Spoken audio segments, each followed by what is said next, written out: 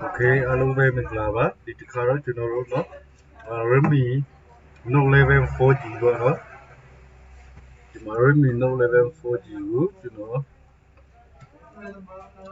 အာ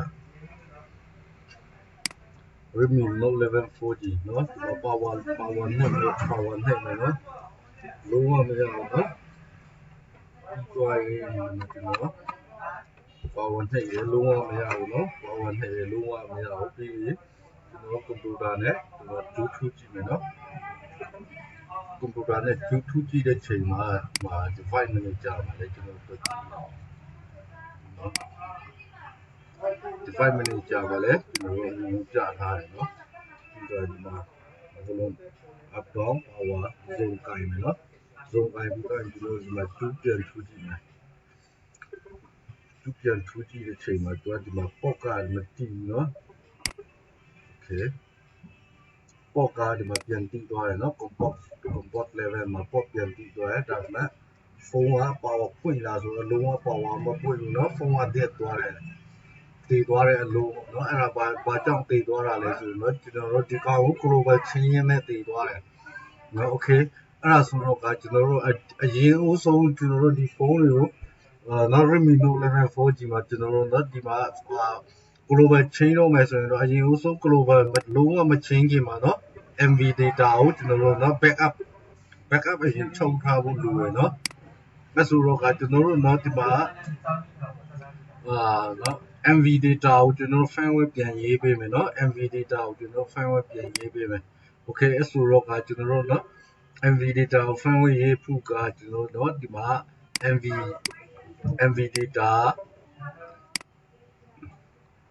MV data ကိုကျွန်တော်တို့ပြန်လုပ်ပေးမယ်เนาะ MV data ကိုကျွန်တော် install ပြန်တင်မယ်เนาะ okay အဲ့ဆိုတော့ကျွန်တော်ဒီမှာ medium check restore MV မှာကျွန်တော်သွားမယ်เนาะ restore MV ကိုကျွန်တော်သွားပြီးတော့ဒီမှာဒါတွေကိုကျွန်တော် select လုပ်ပြီးတော့ဒီမှာ boot room ကိုဖမ်းမယ်เนาะ boot room volume up down ကျွန်တော်တို့ပြန်နှိပ်ပေးမယ်เนาะဒီမှာ volume up down ရဲ့เนาะဒီမှာ okay အဲ့လိုမျိုး comport ကဒီမှာတီးရမယ်เนาะ comport တီးရဆိုတော့ဒီမှာ firmware ကရေးရမယ်เนาะ okay လာကျွန်တော်ဖြူတော့ကျွန်တော်ဒီမှာကြည့်ပြန်ထူးကြည့်လိုက်မယ်เนาะဖြူပြီးတော့ထူးတဲ့ချိန်မှာတော့ဖြူပြီးတော့ထူးတဲ့ချိန်မှာတော့ဒီလိုမျိုး error တက်နေတယ်เนาะ restore MV မှာဒီ file ကိုပြန်ထည့်ပေးမယ်เนาะ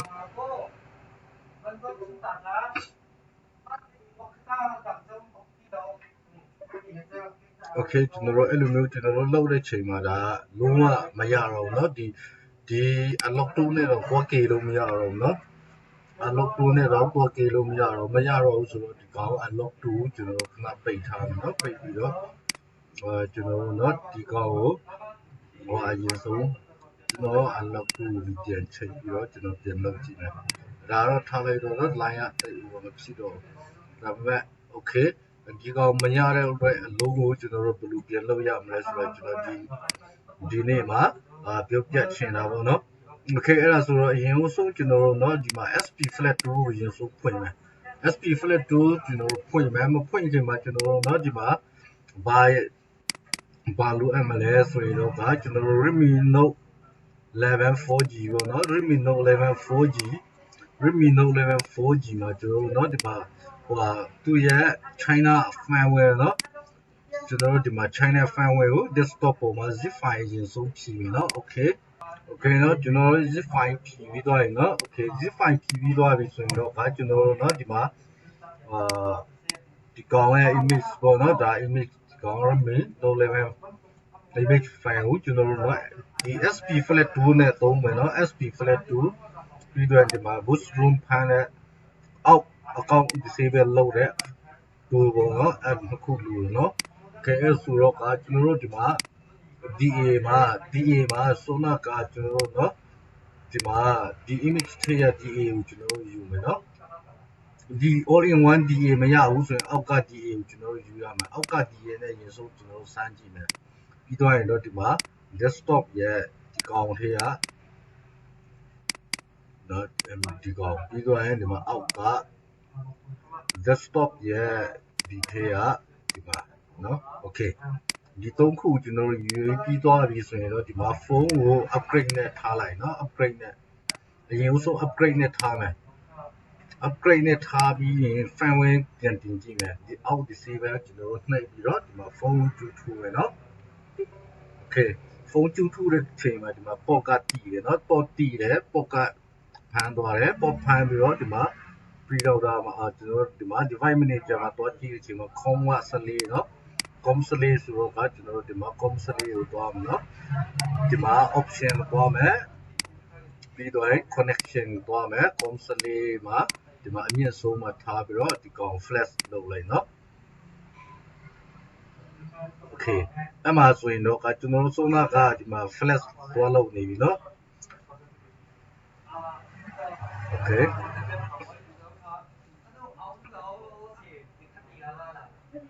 ဖုန်းကိုဒီမှာကျွန်တော်ဒီနေရာမှာကျွန်တော်စကြိုးချင်တာเนาะ DSP flat 2သုံးတဲ့ချိန်မှာကျွန်တော်တို့ဒီအယောင်လေးတွေကိုင်းသွားတာတွေ့ရတယ်เนาะအနီရဲ့အပြာရောင်လေးရဲ့အစိမ်းရောင်လေးရဲ့ပြီးတော့နောက်ဆုံးမှာအဝါရောင်เนาะအဲ့လေးမျိုးကျွန်တော်တို့တွေ့ရတယ်เนาะအဲ့လေးမျိုးမှာဆိုရင်တော့ကျွန်တော်အဲ့အယောင်လေးတွေအကြောင်းကိုကျွန်တော်ပြောပြမယ်ပထမအဆုံးကျွန်တော်တို့အနီတန်းလေးအရင်ဆုံးသွားတယ်เนาะအနီတန်းဆိုတာကတော့ဒီကွန်ပျူတာနဲ့ဒီ SP flat 2နဲ့ကွန်ပျူတာနဲ့ချိတ်ဆက်မှုရှိတယ်ဆိုတာကိုသူကဒီအနီရောင်လေးနဲ့တွားပြတာเนาะကွန်ပျူတာနဲ့ SP flat 2နဲ့ချိတ်ဆက်မှုရှိရင်အနီရောင်ပြတယ်เนาะโอเคအဲ့ဒါဆိုရင်တော့အပြာရောင်ကတော့ကျွန်တော်တို့เนาะဒီအပြာရောင်ကြတော့ကျွန်တော်တို့เนาะဒီဖုန်းကို partition တွေပြန်ပြင်တာဖုန်း partition သူ့ရဲ့ဆိုနာက dead သွားတဲ့အလုံးပေါ့เนาะသူကတည်သွားတဲ့အလုံးကို partition တွေကိုသူကဒီ firmware partition တွေပြန်ရေးနိုင်ဖို့သူ partition ကိုတော့ပြင်ပေးတာเนาะသူပြင်ပေးတဲ့အပိုင်းကိုကျွန်တော်တို့အပြာရောင်နဲ့သွားတယ်เนาะโอเคအစိမ်းရောင်ဆိုတာကဆိုနာကမကောင်းတော့တဲ့ဟာတွေကိုကျွန်တော်တို့အကုန်လုံးဖြတ်ထားတယ်เนาะအကုန်လုံးဖြတ်သူ partition အဟောင်းတွေကိုအကုန်လုံးဖြတ်ပြီးတော့ဒီအဝါရောင်ကြတော့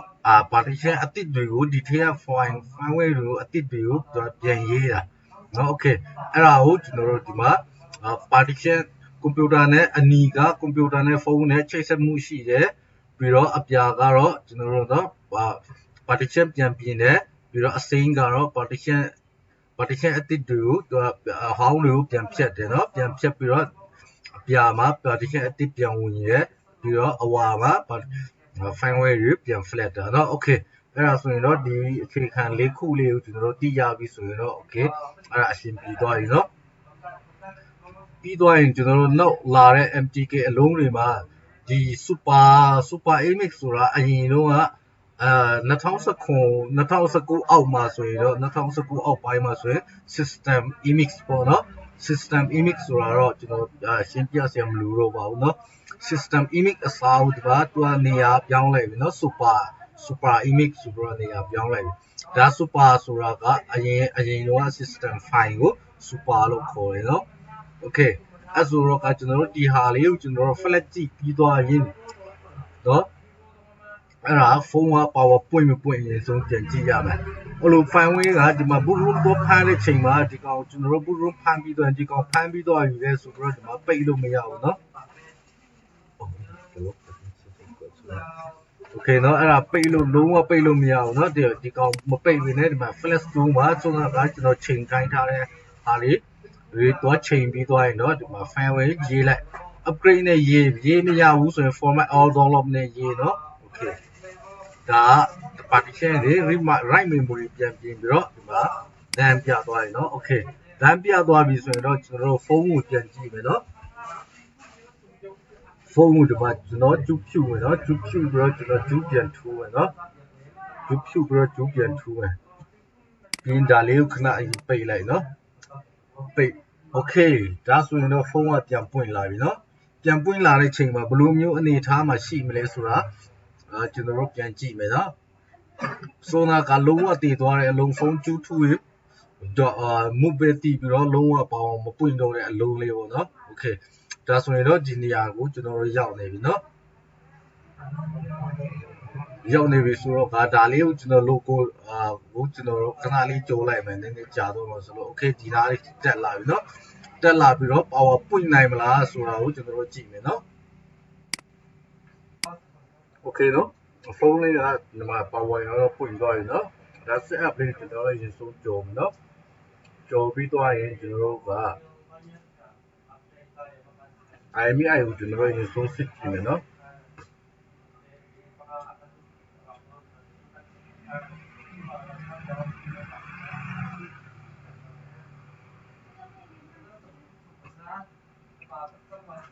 โอเคเนาะဒါ power ပွင့်လာပြီเนาะဒါ China အလုံးနဲ့ power ပြန်ပွင့်လာပြီเนาะပြန်ပွင့်လာတဲ့အချိန်မှာကျွန်တော် okay တိုးသေးတယ် IMEI မပြောက်ဘူးเนาะ okay အဲ့ဆိုတော့ကျွန်တော်တို့ဒီကောင်ကို global ပြန်ချိန်မယ်เนาะglobal ပြန်ချိန်မယ်ဆိုရင်ကျွန်တော်တို့ဒီကောင်ကိုဘယ်လိုပြန် global ပြန်ချိန်ရမလဲဆိုတာဒီမှာကျွန်တော်ပြသပေးမယ်เนาะ okay အဲ့ဒါဆိုရင်တော့အရင်ဦးဆုံးကျွန်တော်တို့ကဒီမှာပြန်ခံထားရဆိုရင်ကျွန်တော်တို့เนาะ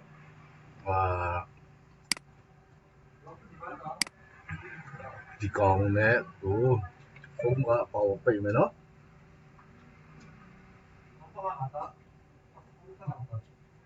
คือဖုန်းကိုကျွန်တော်တို့ပေါပိတ်ပြီးတော့ဒီမှာ Premier Unlock ကိုကျွန်တော်တို့နှိပ်ပြီးတော့ဖုန်း volume up down YouTube မယ်เนาะ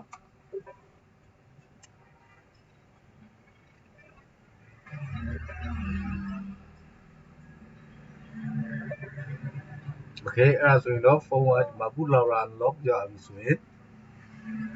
boot loader unlock ရပြီဆိုရင်တော့ဖုန်းကိုကျွန်တော်တို့ power ဖွင့်ကြည့်ပြီးတော့ boot loader unlock ရရှိမရှိကျွန်တော်ပြန်ကြည့်မယ်เนาะโอเคကျွန်တော်ဒီအပေါ်သားလေးမှာ unlock ပြထားတယ်ဆိုရင်တော့ဒီကောင်ကိုကျွန်တော်တို့เนาะဖုန်းကအခုက boot loader unlock ရသွားပြီเนาะဒီတိုင်း global firmware ပြန်ရေးမယ်ဆိုရင်တော့ဒီကောင်ကပြန်တည်သွားမှာเนาะโอเคအဲ့ဒါဆိုတော့ကျွန်တော်ဒီ China firmware မလို့တော့သွားဖြစ်လိုက်တော့ဖြစ်လိုက်ပြီပြီးတော့ဒီမှာ global ဒါ global firmware ဒီ global firmware ထဲကကျွန်တော်တို့เนาะဒီမှာအခုကျွန်တော်ပေးထားတဲ့ flat all back လေးကိုကျွန်တော်တို့သုံးရမယ်เนาะ okay အဲ့ဆိုတော့ကျွန်တော်တို့ဒီမှာ Redmi Note 11 4G firmware တွေကเนาะဒီမှာ Note 11 4G ဆိုတာဒီ flat all back လေးကိုကျွန်တော်တို့ဒီမှာ desktop ကိုအရင်ဆုံးဆွဲတင်လိုက်เนาะတင်ပြီးတော့ဒီမှာ global firmware zip file တော့ဖြည့်လိုက် okay zip file ဖြည့်ပြီးတော့ရင်တော့ကျွန်တော်တို့ဒီမှာဒီ zip file ဖြည့်ပြီးထားတဲ့ဟာဒီကောင်ကိုကျွန်တော်တို့เนาะဒီ global ဒီထဲမှာ paste သွားချเนาะokay เนาะဒါကိုဆွဲတင်ပြီးတော့ဒီမှာ paste သွားချလိုက်เนาะ okay rest ဆိုတော့ဒီမှာ paste သွားချပြီးသွားပြီဆိုရင်တော့ဒီကောင်ပိတ်မယ်ပိတ်ပြီးတော့ရင်ဖုန်းကို Facebook mode ဝင်မယ်เนาะ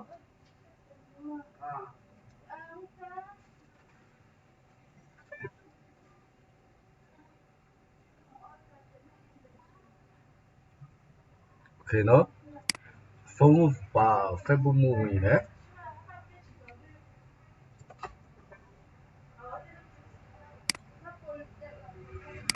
โอเคเนาะဖုန်းကိုကျွန်တော်တို့ဒီမှာကျူးထူပြီးတော့ Facebook mode ဝင်မယ်เนาะ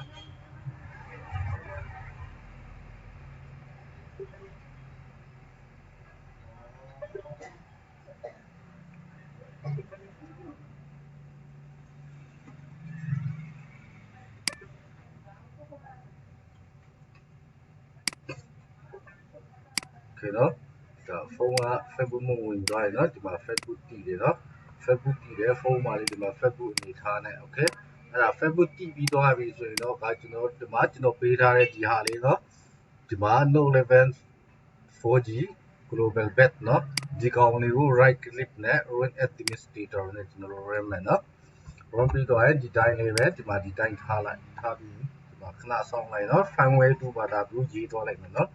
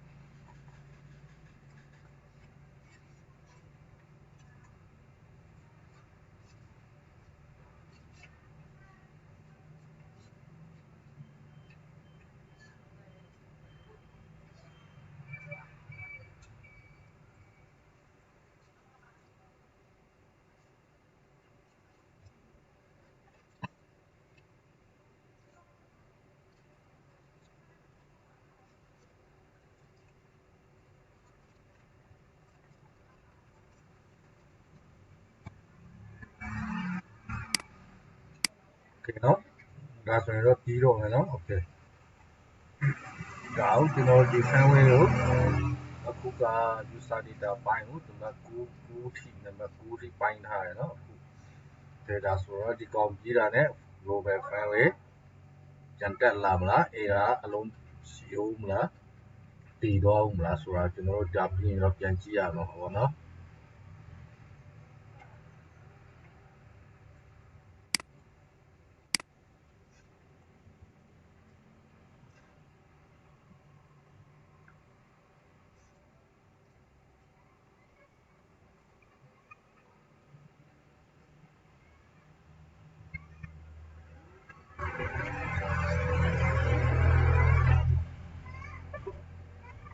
โอเคအဲ့ဒါဆိုရင်တော့ဒီ firmware flat တာပြီးသွားတာနဲ့သူ့ဘာသာသူ reboot ကြပြီးတော့သူ့ဘာသာသူ reboot ကြပြီးတော့เนาะဒီမှာဖုန်းက power ပြန်ပွင့်လာပြီเนาะโอเคဖုန်း power ပြန်ပွင့်လာတဲ့အချိန်မှာအောက်မှာအပေါ်လားလေးမှာเนาะဒီမှာပို့လောက်လာ lock ပဲရှိတယ်เนาะဒီကောင်ကပါ model လဲဆိုရင် Redmi Note 11 4G เนาะ Redmi Note 11 4G ပေါ့เนาะโอเคဒါဆိုရင်တော့ဖုန်းလေးက power ပြန်တက်လာပြီเนาะဆိုတော့တည်သွားတဲ့လုံးလေးကိုကျွန်တော်တို့အရင်ဆုံးဒီ flat SP flat 2နဲ့ firmware က upgrade နဲ့အရင်ဆုံးပြန်တည်တာတည်သွားတဲ့အလုံးပေါ့เนาะအဲ့ဒါဆိုရင်တော့ဒီကောင်ဟိုဒီကောင်ကိုကျွန်တော်ဘယ်လိုပြန်ပြောရမလဲဆိုရင်တော့ mobile switch 2နဲ့ပဲရေးရေး unlock 2နဲ့ပဲရေးရေးเนาะဒီကောင်ကတည်သွားတဲ့အလုံးကိုဟိုနော် flat orbit မဟုတ်ပါဘူးဒီ China အလုံး China firmware ပြန်ရေးတဲ့အချိန်မှာသူက upgrade ဒါမှမဟုတ် flat format all download နဲ့မရေးဘူးဆိုရင်တော့လုံးဝ power ပြန်မလို့เนาะ power မလို့mobile C2 မှာလည်း upgrade နဲ့ရေးတဲ့နေရာမပါဘူးเนาะ unlock 2မှာလည်းရေးတဲ့နေရာမပါဘူးအဲ့မပါတဲ့ခါကျတော့ကျွန်တော်တို့ဘာနဲ့တွက်လောက်ရမလဲဆိုရင်เนาะဒီ SP flat 2နဲ့ပဲပြင်ရေးရတယ်เนาะ flat okay အဲ့ဒါပြီးသွားတာနဲ့ဖုန်းကပေါ်ပြန်ပွင့်လာမယ်ပြန်ပွင့်လာတဲ့ချိန်မှာ upgrade နဲ့ပြန်တင်ဖုန်းက upgrade နဲ့ပြန်တင်နိုင်ရင်တော့ IMEI တွေမပြောက်ဘူးเนาะလုံးဝ IMEI မပြောက်ဘူးဒါမဲ့ upgrade နဲ့တင်လို့လုံးဝမရတော့ဘူးဆိုရင်တော့